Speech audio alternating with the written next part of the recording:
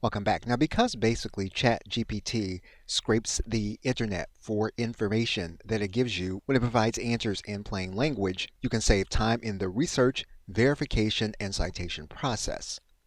If we were to use the same topic as we were in one specific conversation, we can then look for independent verification of our topic area. We can then use a query and we can search for statistical verification of any information that we can find.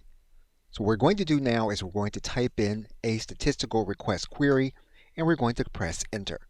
And ChatGPT does give us the information that we were requesting. One of the things you'll notice is that in its answer, likely due to the load on the server in the free version, the query did not complete, as you can see here in point number 5. That meant then that we could go back and we can ask ChatGPT in order to complete what it is that it had typed. And we use a plain language request in order to do it. We then got the plain language answer in the completion of that point. Okay, so with that, thanks, and I will see you in another video.